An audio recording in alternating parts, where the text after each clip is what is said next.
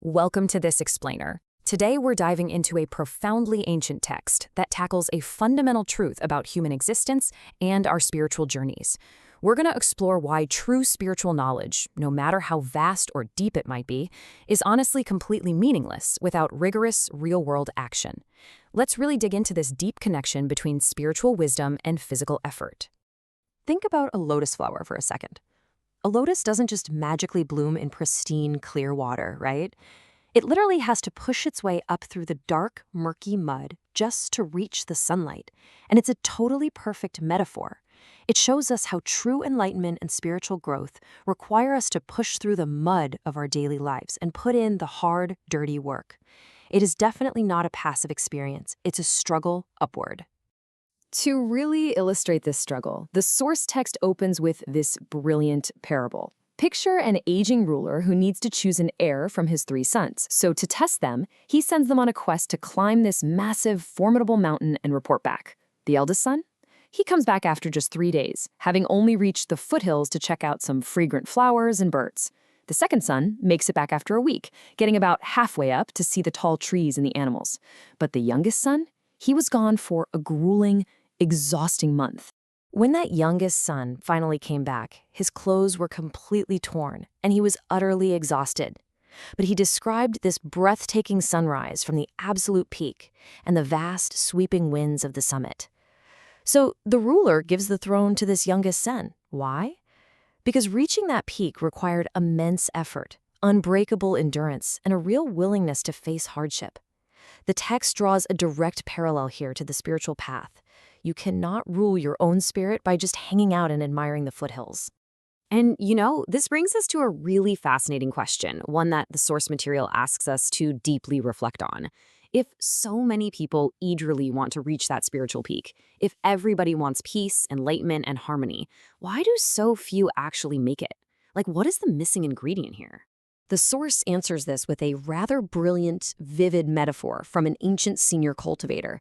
It says, cultivators are as many as cow hairs, but those who succeed are as few as cow horns. I mean, really think about that. Millions of people talk about enlightenment, they read all the books, they profess their spiritual goals, but only a rare, select few ever actually succeed. And the text is crystal clear on why. The vast majority just fail to put in the grueling, consistent work required to actually change their deep-seated habits. So, if we want to be the horns and not just the hair, we have to fundamentally shift our perspective. We must redefine Dharma. We have to stop seeing it as some passive theory you just read about while sitting in a comfortable chair. Instead, it's got to become a verb. It is an action. It's a lived truth that demands your constant, daily, physical and mental effort. Section 1, the dual path.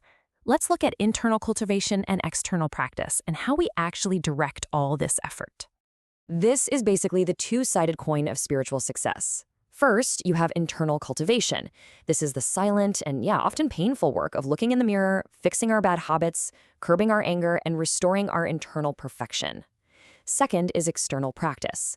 This is where you step out into the world, actively help others, and work to transform society. And the kicker? You absolutely cannot have one without the other. They feed directly into each other.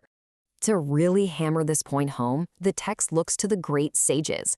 Confucius taught that you must establish oneself to establish others, and the Buddha taught the exact same principle. You have to awaken and perfect yourself internally first before you can effectively guide anyone else externally. Because let's be real, if you're spiritually bankrupt, you don't have anything of value to offer the world. Section 2, the blueprint for action. Let's break down why actions matter so much more than empty words. The text lays down some pretty strict principles for action here. It insists that we must act way more than we speak. It warns that just reciting scriptures or talking a big game without actually embodying those words, that's essentially self-deception. If you preach patience but you're screaming at traffic, your words are completely empty. The blueprint demands that we teach by doing, not by lecturing, and that we rigorously fix our own faults before we even dare to point out the faults of others. I love this simple but profound analogy the source uses to explain why action is so critical. It says you must drink the water to know if it is hot or cold, right? You could have a brilliant scholar explain the molecular temperature of water to you for hours on end, but until it actually touches your lips, you don't truly know it. The spiritual path is exactly the same way. You can't just talk about the Tao, you have to experience it firsthand through your own actions. Section 3, consistency. Now we're going to see how knowing and doing must become one unified thing. So the text emphasizes this powerful concept. Knowing and doing must be one. Knowing what is good, that's step 1. Doing it, step 2. But step 3, maintaining it consistently, that is where the real magic happens. Knowing the path is completely useless if you aren't walking it, day in and day out, especially when things get difficult. And we definitely don't have all the time in the world to figure this out. The source text reminds us that the wise don't procrastinate. They seize the spiritual opportunity right now, immediately. Why? Because our time on this earth is incredibly limited. As the text ominously warns, heaven cannot wait.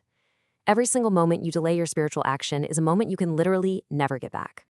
To summarize this whole actionable blueprint, the text distills everything down into 4 distinct directives. 1, act more than you speak. 2, ensure your knowledge and your actions are perfectly unified. 3, seize the present opportunity without any delay. And 4, prioritize elevating others. Following these 4 rules is exactly what guarantees your effort will yield true, lasting spiritual success.